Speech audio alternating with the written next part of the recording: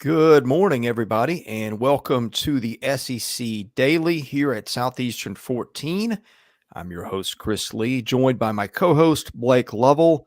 As always, we remind you, we keep this show alive with sponsors. And so if you're interested in doing that, email caroline.smith at southeastern14.com, always taking inquiries. Blake, we were looking forward to a good weekend. I don't know if it's fantastic because all the games weren't fantastic, but we had at least 3 games circled that we were interested in this weekend and interested in the other ones to some degree, but really more interested in the main 3. I felt like 2 of those really delivered. One of those did not. I think Ole Miss Arkansas was a sneakily good game. And then you had Vandy, Florida, which was not. And you had Ole Miss, Mississippi State, which was probably a better game than Mississippi State fans Arkansas. would have wished. I'm sorry. You said Ole Miss and Mississippi State. I thought you meant they played each other. It's I'm like, I think sorry. that's the Egg Bowl. No, well, Ole Miss and Mississippi State had interesting games for different reasons. The game with Arkansas was probably closer than Ole Miss would have anticipated. We didn't really talk about that one much on the live stream Saturday night because it was still going. And then Mississippi State, which had a game with Western Michigan, which featured injuries to maybe State's best 2 offensive players, in Woody Marks, who was wearing a boot at the end of the game, and Will Rogers, who's got his non-throwing shoulder hurt. Now, State's got a week off. We'll see how that goes. But you had 2 fantastic games, and then you had Georgia-Kentucky, which was not a fantastic game. We knew that Georgia had it in it to just boat race anybody if it clicked on. But I did not think it would do what it did to Kentucky. And of all the things this weekend that stood out, and there were many of them, I think the way that Georgia handled Kentucky stood out more than anything. Agree or disagree?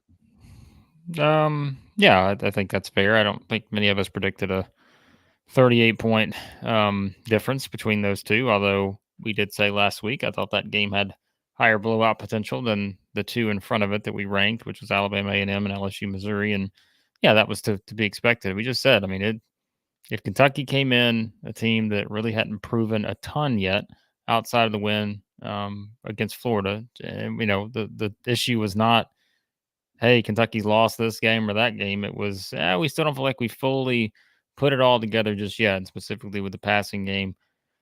And then you got to go try to fix that at Georgia. And like you said, Georgia was always going to have one of those games where they just come out and look like the Georgia of a season ago. We just hadn't seen it necessarily for 4 quarters yet this season against that kind of competition. And so, yeah, it was kind of the perfect storm for it to be a blowout. And that was the problem is, Ray Davis was kind of the person leading the way for Kentucky's offense so far. And it's hard to, do that when you're get down early, and you certainly have to just kind of think of different ways of how you try to navigate beating Georgia. And Kentucky just did not put itself in a position to be able to capitalize on any of those. And meanwhile, Carson Beck, really good. Georgia offense is really good. Georgia defense is really good. And yeah, that was the thing that stood out the most. I don't know how you could pick anything else other than, Georgia beating a previously unbeaten team by 38 points.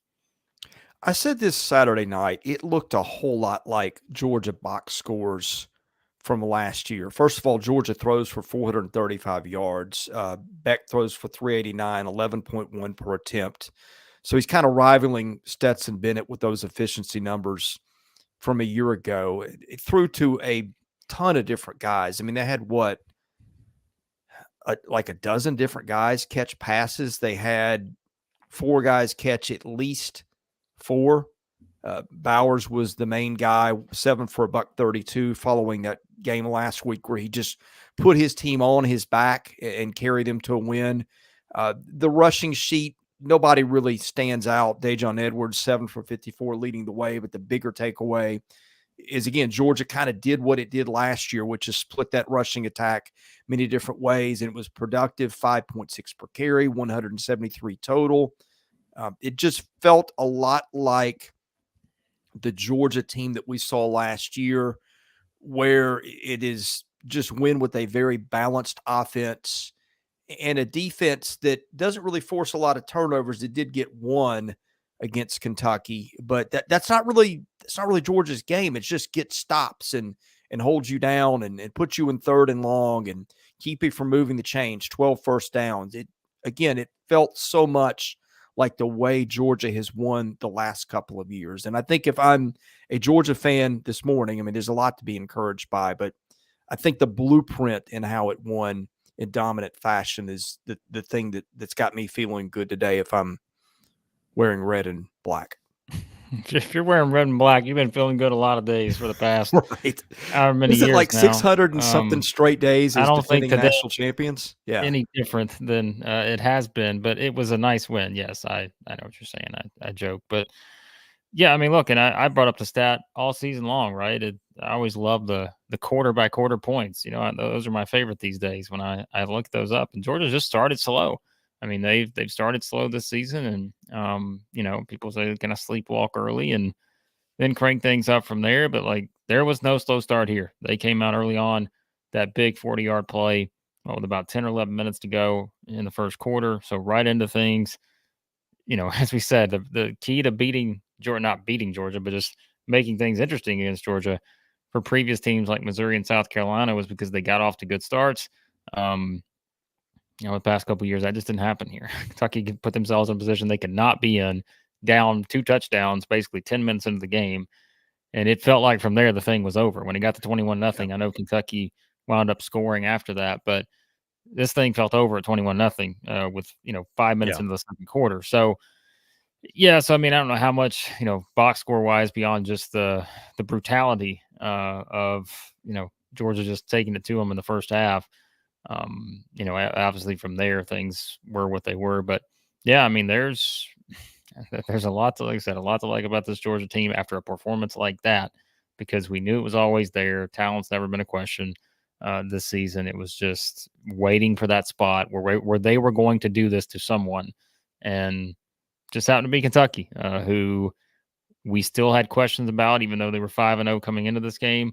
We still had valid questions about this Kentucky team and where they stacked up with elite teams in the SEC. I know they just beaten Florida, but like I said, I didn't think Florida was a made team after one game of beating Tennessee, and so we kind of saw this here, I think, for Kentucky. And this is where, look, if you're talking about moving forward, Georgia's going to have no issue this week against Vanderbilt, but Kentucky has a very interesting game against Missouri because for both teams, it's how do they bounce back. But somebody's going to lose their second straight right after being undefeated to start the season, and so it's a pivotal game for the Cats, and you have to bounce back quickly, even if you got destroyed here by 38 on the road against Georgia. When's the last time Kentucky was minus 21 in first downs and minus 417 in yards? I mean, that's got to go back to one of Stoops' first 2 years, probably, wouldn't you think? I mean, it's been a minute since Kentucky got dominated that way. Yeah, been a while, but it's just, look, I mean, if Kentucky's going to be what Kentucky wants to be, that there's no other way to put it. Like the passing game, they have to get a lot more out of it. And look, they're not going to give up 51 every game. We know the defenses can do a lot of things well. I mean, they have to, this season so far, and they've got a lot of guys who can make plays on offense. But it was just, like I said, this was the wrong matchup at the wrong time. Like, this was getting a Georgia team that had not sort of had a liftoff yet in terms of just that top tier, huge blowout performance against another SEC team, and you weren't going to be able to take care of your business on the ground with Ray Davis. He wasn't going to rush for 280 again in this one. And it just, it put Kentucky in a situation where Georgia was able to take advantage of those weaknesses and dominated. So Blaine put something in the comments here I want to address. Maybe he knows something I don't. He says QB change for Kentucky, ? I can't even remember who Kentucky's backup is. It's not the kid who started the Music City Bowl last year, was it? The reason I ask, I didn't know if something had come out. I can't remember if Kentucky does Monday pressers or not. I don't know if something came out of that presser that he's referring to or not. But if there's something here, let's get it in the chat. Let us know. No, but I mean, I think it's just based on play. Yeah. Right. That's fair. I think it's just based on performance to this point. And so, but look, not to go too far in the wrong direction, Kentucky is still 5-1, right? Like they're Right. still in perfectly fine shape. But like I said, I think if they're going to make, if they're going to be there in this next stretch of games, which again starts with Missouri, they got Tennessee after that at home. Nice to have 2 home games. Remember, they still got the Alabama game at home. Road games. They got to, which road games, the last one looks a little more interesting now, doesn't it? Having to go to Louisville. Yeah. Oh, yeah. Undefeated Louisville. So, still got to go to Mississippi State and South Carolina, which I think, those are winnable games for Kentucky. So, yeah, I mean, this is one of those where I always say teams just get smacked in the mouth. The way that Kentucky got smacked in the mouth here. How do you bounce back? Because they don't get a bye this week. They don't go out and play a team that's bad or play a team that's not even, an FBS. Like they go right back into playing a Missouri team that's got a dominant wide receiver, Luther Burden. And other guys too offensively that can make plays, got a pretty good defense. And so, yeah, I mean, it's not an easy game to come back to if you're Kentucky after the physicality of playing Georgia and just a game like that just kind of breaks you mentally for 4 quarters. And that's kind of what happened there. So.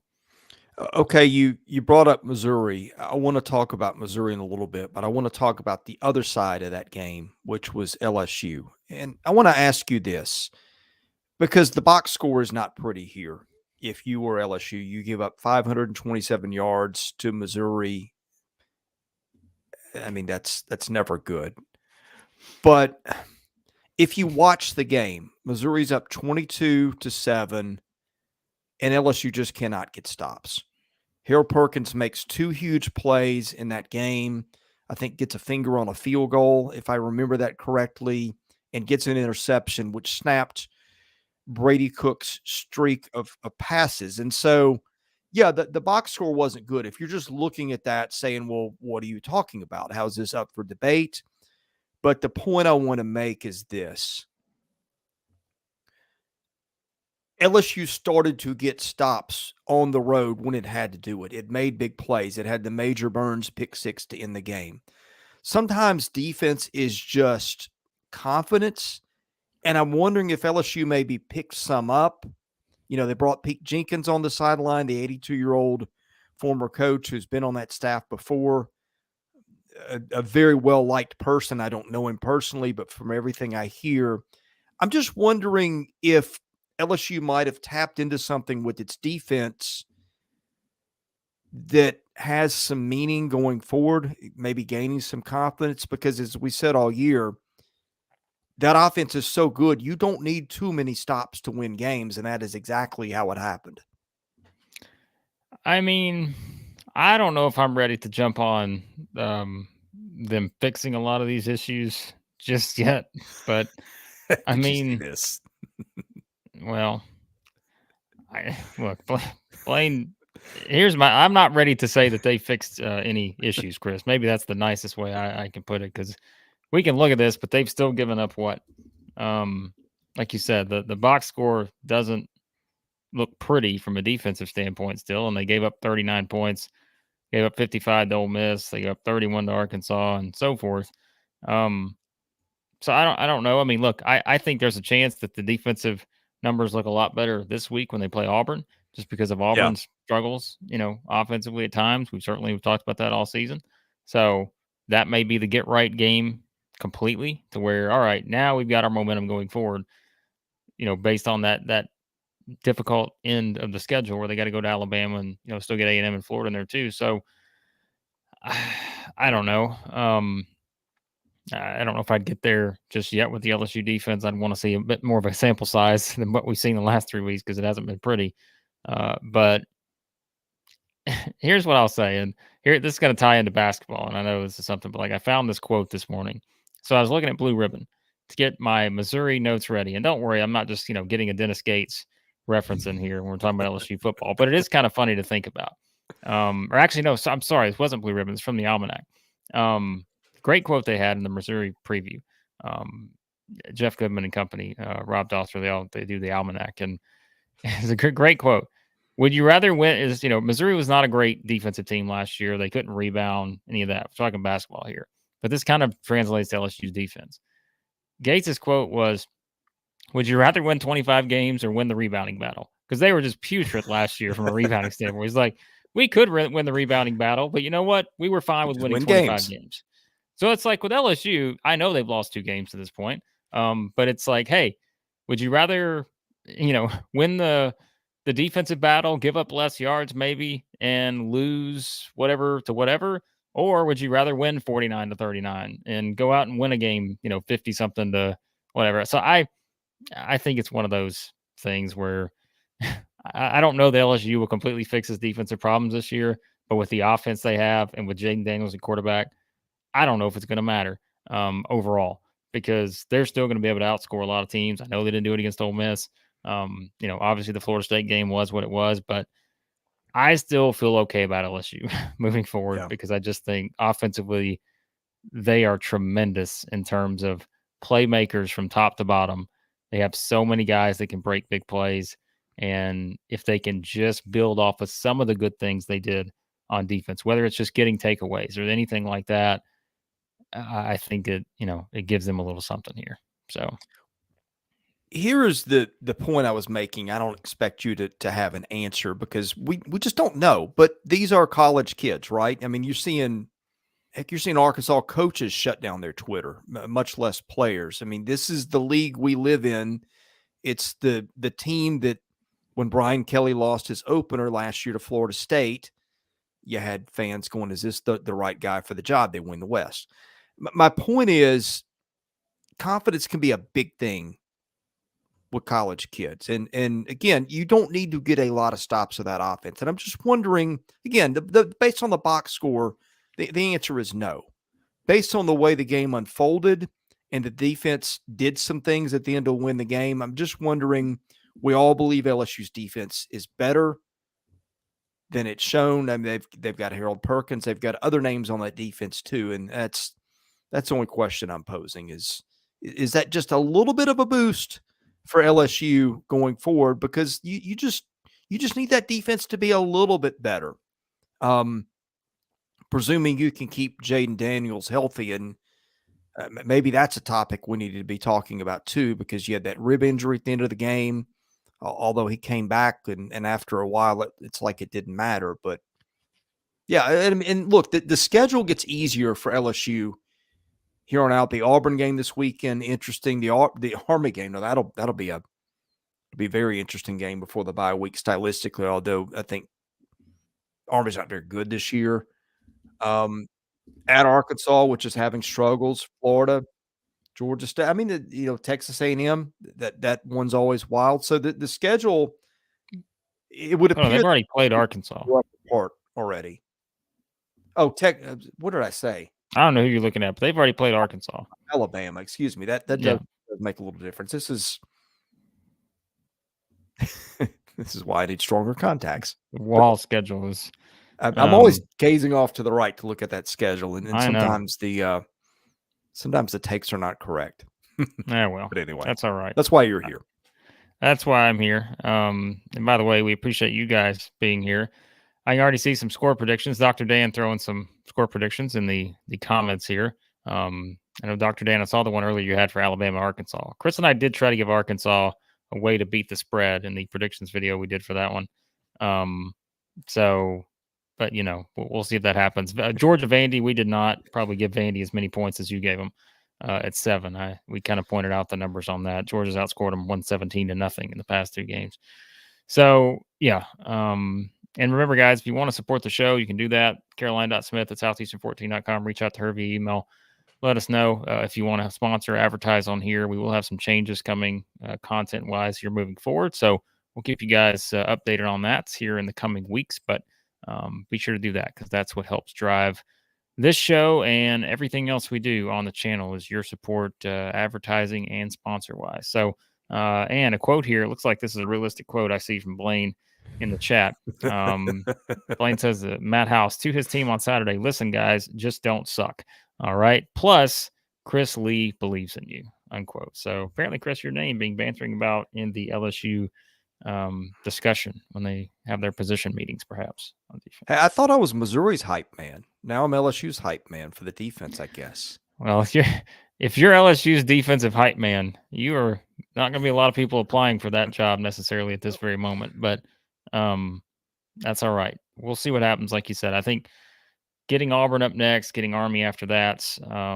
They went through a bit of a gauntlet of that early season schedule, like we talked about. But look, Auburn's not going to be easy. But if you're just looking at it from matchup wise, at least maybe the passing offense is not anywhere near what the previous several have been in this situation. So, that's where we are on that. But do you want to talk about Ole Miss Arkansas real quick, because we didn't mention a lot on that game, but if you have any takeaways on that, we can get to it quickly. I really don't know. I mean, Ole Miss was, I don't know if it's fair to call it a hangover after the LSU win, but certainly Ole Miss was trailing late, got a big pick at the end to seal it after it had come back to go ahead. I mean, for Arkansas, it's just another day of frustration and a frustrating season. Sometimes it's just taking care of business. Ole Miss got a pretty good resume at this point. I know it's not flashy, but there's not a lot of teams that have got the wins that Ole Miss has got at this point. To be honest, I didn't get to see as much of that game as I wanted to, just because of when we were doing our show. At least to a degree, I could really lock in and tell what was going on beyond just what was on the screen in front of me. But that was sort of, I think the recipe for Ole Miss was take care of business, because Arkansas is still good enough to beat teams, and Ole Miss was just good enough. Yeah, that's the thing, is Arkansas has been right there. So, I mean, they've lost 4 straight, but like you said, 3 of the 4 have been by a touchdown or less. And they've had opportunities kind of in the final stretch of the game, to make a play one way or the other. And so that's been, the issue. And Ole Miss finding a way to hang on to that one after, just a wild game against LSU. Like you said, there's, I don't know if hangover necessarily, but it's just kind of it's hard after a game like that, because you're coming back playing a team that's not really confident right now in terms of their ability to find ways to win, but Ole Miss hangs on, and you're going to have games like that during the season.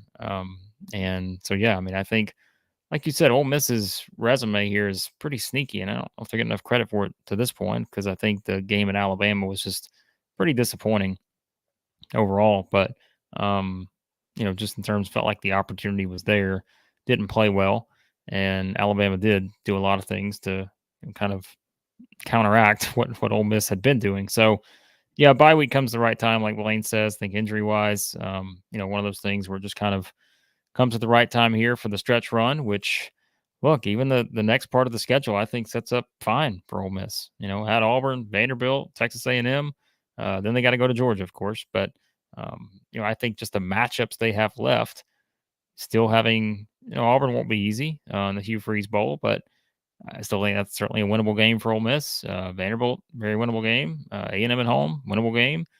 Ole Miss probably favored in all 3 of those games. Maybe not by much in a couple of those, but so I think it's get everybody healthy, ready to go, and I think Ole Miss is sitting in a very nice spot right now at 5-1, given the teams and the schedule that they played so far. So Ole Miss right now has got 4 wins over teams that are maybe going to bowls. I don't know that anybody else in the league has got that at this point that I can think of. Well, I would say that, but I don't have all the schedules in front of me, so I don't want to make that claim completely just yet. But you're probably right, because you do have all the schedules in front of you. I do, when I can read them. But anyway, so I don't know that I have a lot to add there. That wasn't the game flow I expected, with a lot of points and that kind of thing. It just Arkansas under 200 yards, Ole Miss not far over 300. Judkins didn't run the ball well again. Don't know what's up with that, but it was good enough. And sometimes you just need those good enough games, and that's what Ole Miss got. Any additional thoughts from Alabama A&M? We did do a 45-minute reaction video on Saturday. We talked a lot about Alabama and A&M, but any additional thoughts beyond that, what we discussed in the previous video? I don't know if we spent a lot of time talking about the hows and the coaching decisions, the timeout with the ball at the 2 before the field goal attempt and why you did that if you're not gonna go for it. I mean, I guess you need some time to deliberate. I get it. The punt on 4th and 1 on the other side of midfield. I mean, Jimbo Fisher did plenty to leave himself open for questioning today, against the backdrop of a tenure that put him in that spot to begin with. And so I think that's going to be the talk on the A&M side going into Tennessee. By the way, it's got a little salty between Tennessee and A&M fans in the chat at the times here. And by the way, welcome back, Chris Foster. Been a minute since we've seen you. But yeah, I mean, I think that's the thing. If you're A&M, is like, oh man, did we really have to lose a game like that and bring all that stuff back?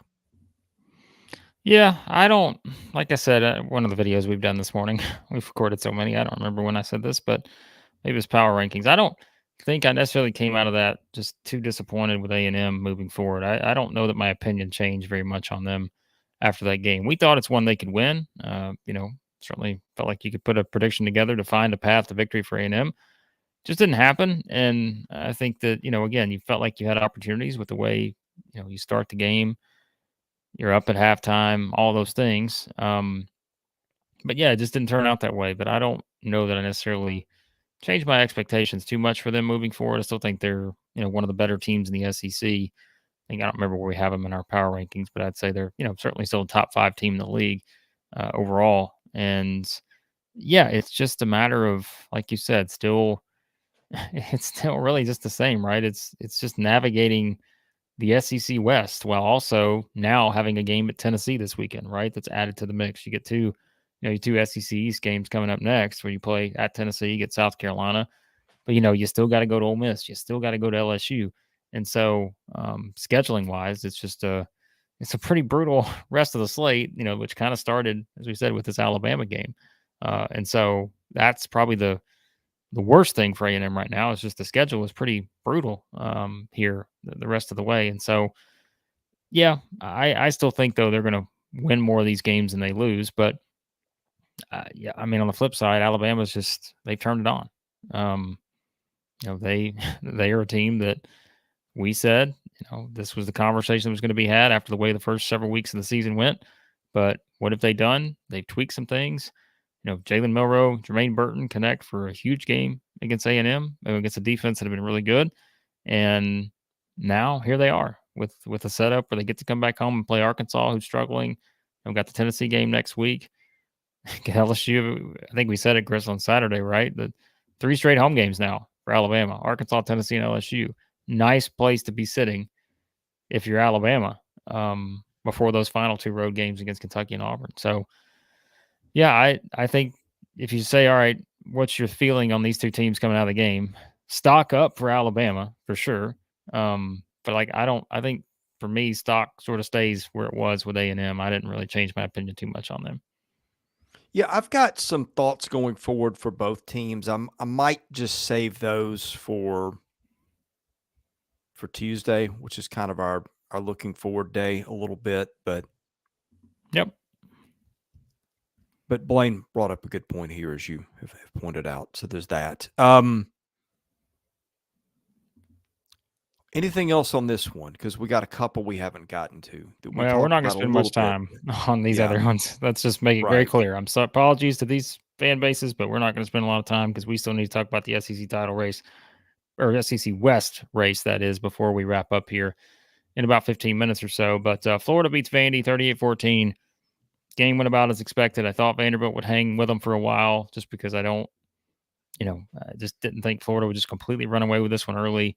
They didn't, but like we talked about, Chris, on Saturday, the difference, seemingly as always with Vanderbilt, is it puts itself in a position to be right there, but then it just gives up one of those stretches where it's like we said, instead of going into the halftime 14-7, all of a sudden, hey, you're only down a touchdown going into the second half.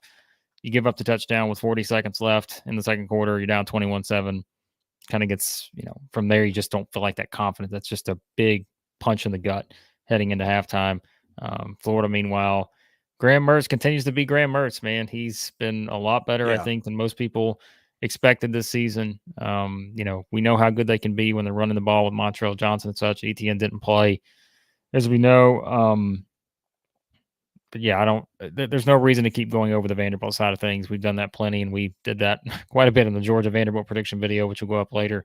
But for Florida, this was the kind of bounce back you wanted. I know fans were booing early, but they figured it out and turned it around. So, is Graham Mertz kind of Brady Cook light?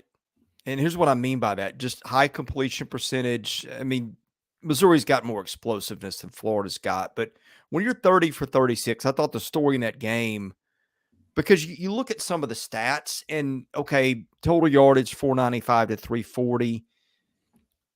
You think that maybe it's not quite as lopsided as a 24-point game, but I just thought that ball control was a big thing. First downs were 25 to 13. That's because Vanderbilt was 1 of 10 on third downs, 0 of 3 on fourth downs.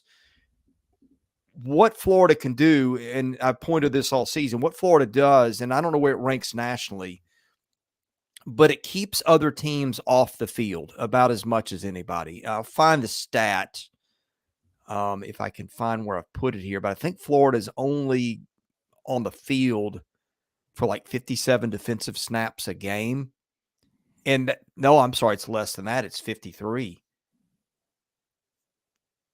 When you keep your defense off the field and your offense goes ball control, and by the way, they did it without ETN. They brought Montrell Johnson back in a starting role with him out, and he was kind of what we thought he'd be coming into the season for maybe the first time all year. I just thought that, yeah, it's Vanderbilt. I don't put a lot of stock into that, but Florida's kind of forming an identity, and if you can slow the game down, keep your defense off the field, that team has shown it's good enough to beat some quality teams.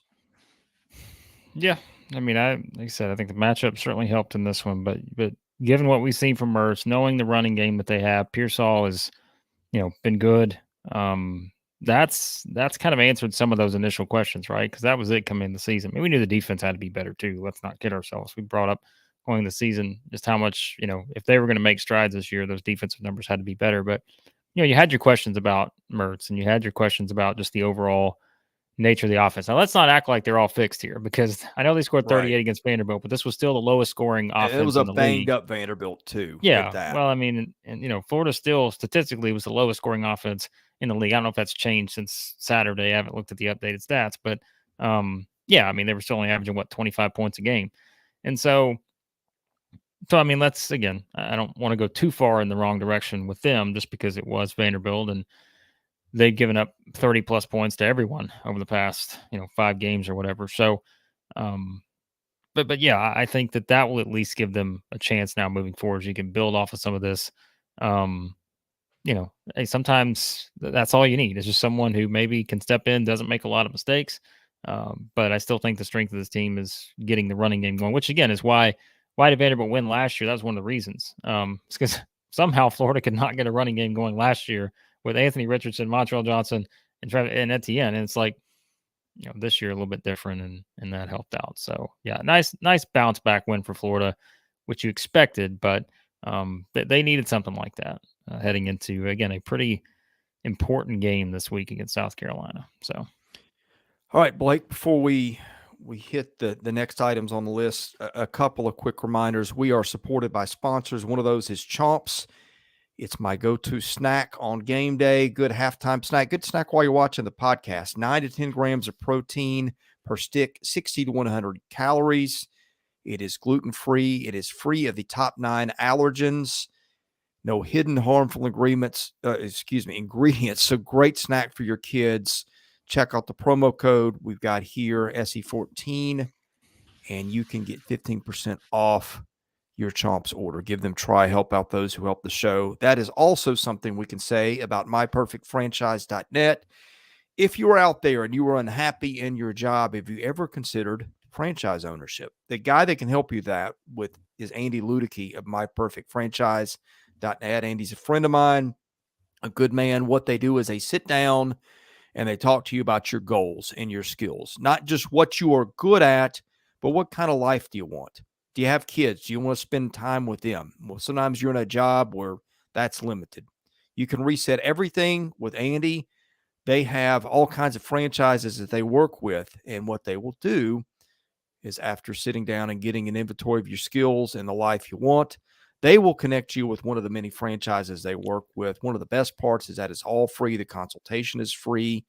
They do not get business done on we're going to connect you with this franchise that pays us more than another one kind of basis. No, they are looking out for you in your best interest and trying to, in good conscience, give you some opportunities that match with the life choices you wanted. Go to myperfectfranchise.net today. When you talk to Andy Ludicky, tell him you heard about him here at Southeastern 14. He has helped a ton of people out. He can help you out as well. Blake, where are we going next? All right, we're wrapping up with the SEC West title race here. So things are very interesting right now, as we know. Why are we not doing the East? Well, I'm just going to say it. I mean, Georgia seems to be in a pretty good spot right now in terms of winning the East, but after that performance. But we'll get there if we need to. But as of right now, we're going to focus specifically on the West because this is where things are interesting, of course, because you have Alabama 3-0 in the league now. LSU still 3-1, as we said. It's not, you can't count LSU out just yet because now they're 3-1. They got an important win at Missouri. Ole Miss is 2-1. A&M is 2-1 as well. So if you just kind of look at the remaining schedule, right? We know that Alabama and LSU still have to play each other. That's a huge game. We know that, right? But Alabama's already played. Ole Miss won that one. Alabama's already beaten Texas A&M, so that gives them a leg up here if you get into those tiebreaker scenarios there. So again, Alabama's in the driver's seat because they're the only one that hasn't lost a game in the conference, and that's why, again, as usual, the Alabama LSU game is so important. But you do still have that LSU Texas A&M game at the end of the season. Are there potential pitfalls along the way for different teams? Again, remember, A&M's got to go to Tennessee this weekend. Ole Miss has still got to go to Georgia. So if you're just kind of envisioning how this thing could play out, pretty clearly, I think even with the records are what they are right now, but Alabama keeps going the way they're going right now, it really should just be a home win against LSU to cap things off there. But still, it's at least interesting to look at, just given where all four of those teams are at right now. Blake, if you're circling a regular season game in this league to watch from here on out, it's got to be Alabama LSU, doesn't it, at this point? Well, it feels like that's, as of right this second, that feels like the game with the most importance. That could be Alabama, right. Tennessee, for all we know. I don't know. Exactly. But that's, Tennessee wins this weekend, and then, then that sets up as a very significant game next weekend from Tennessee's standpoint. So, yeah, there's a lot of those, but if you're just looking at one right now that feels like the most important game and remember, we're saying this because it's hard to predict a Georgia loss at this point. I just don't know how you do it. It's hard to predict the game that Georgia's going to lose. So, and I know they've got to go to Tennessee, but you're probably not going to predict that up front with the way Georgia's playing or did play against Kentucky coming off of that. So, yeah, I think Alabama LSU would be the game right now. Yeah, I think we find out more about Tennessee this weekend. We'll probably table that for some later in the week talk. But here's a stat for you. This is strength on Alabama's given up 47 points in 3 SEC games, and the offense that it's faced so far. Let me make sure I get this right. Mississippi State, A&M on the road, and Ole Miss. I mean, that's 2 out of 3 good offenses. I don't know what to say of State at this point, but meanwhile, LSU scored 173 points in 4 league games. That's why I want to see that one, among other things. Yeah. No, I mean, it's I think this is probably more so for the A&M and Ole Miss fans that are maybe trying to find a path here. And that's why, again, this is, we always say, but that's the difference, right, with college football. Just every game does matter because now you get in your situation where, all right, Alabama's unbeaten, but we've lost to them now.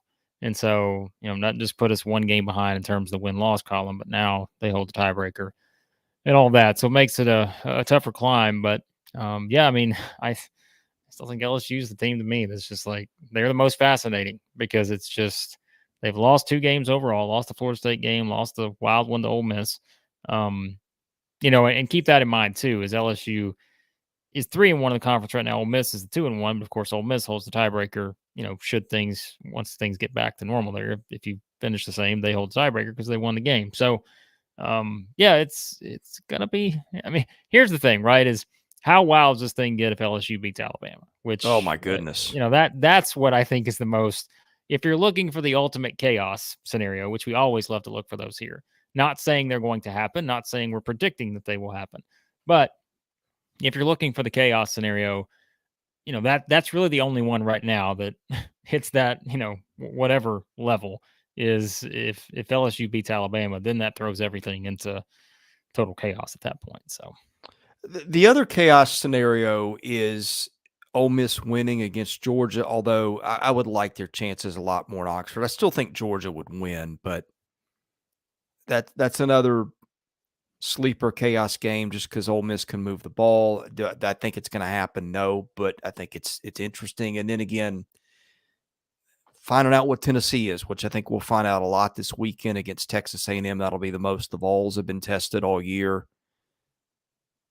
And so that one, because again, that Georgia game's in Knoxville. Those are some sleeper games in terms of causing chaos. But I think Alabama certainly Alabama, Georgia both put themselves in the driver's seats with the way they played this weekend.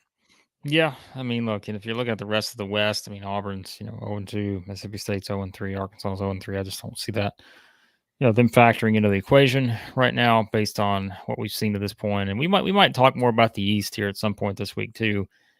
Georgia's the favorite, of course, to win the SEC East. There's no question about that. But man, it's kind of it's interesting to look at the log jam behind them in terms of, you do still have Kentucky and Missouri and Tennessee and Florida. And we mentioned, I mean, Tennessee's the team that I think is just kind of a wild card here because that remaining schedule we've talked about numerous times. It is brutal for Tennessee the rest of the way. So, maybe we're talking about who finishes second in the East, but I think it's at least an interesting discussion, which again, Kentucky or Missouri will have their second conference loss after this weekend.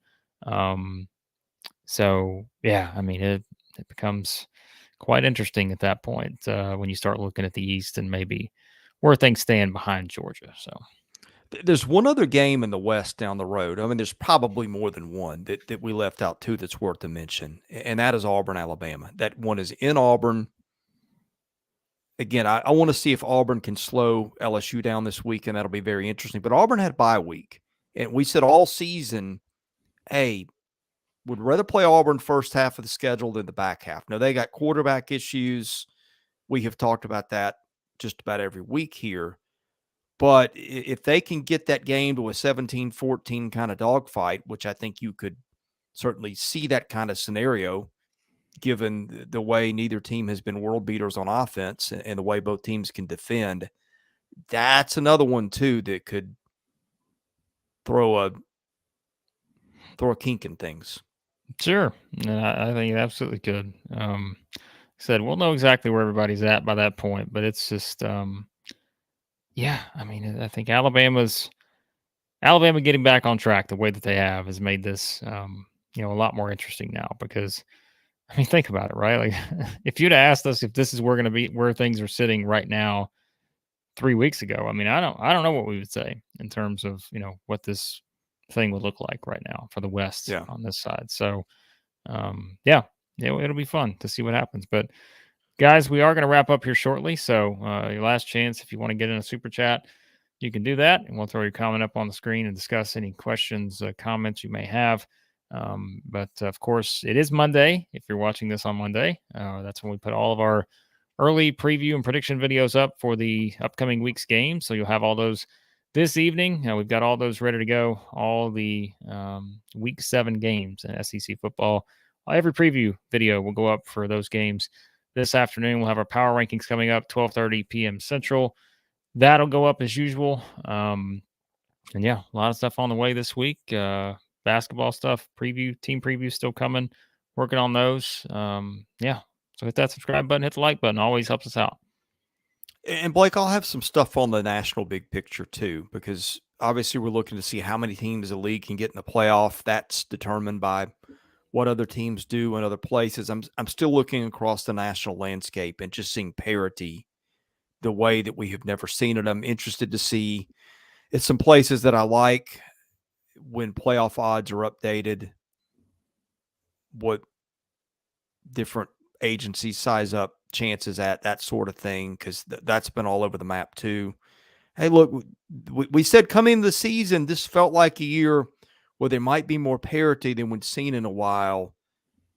And evidence so far about halfway through the season is I don't think we were far off. Well, it's going to be fascinating to see how it ends because I think just about every week from here on out is going to be fascinating. And there's going to be a lot of scoreboard watching outside the league too. Yep. Keep up with it by hitting that subscribe button. We'll have you covered here at Southeastern 14. All right. We'll be back at it on Tuesday. We'll look a little bit forward to this weekend's games and maybe make some takeaways. We'll probably have a guest or two later in the week. We'll keep you updated as we nail those down. But in any case, like Blake said, we're pumping out the basketball content. So that is coming. So if you've lost a little hope in your football team, we're going to have something on your basketball team up pretty soon if we don't already. Best way to get all that, hit that subscribe button, hit the like button that helps our analytics, and enable your notifications so that you're aware of when we're pumping out stuff. For Blake Lovell, I am Chris Lee. This is the SEC Daily at Southeastern 14. We appreciate you watching. God bless you all, and we'll see you again soon.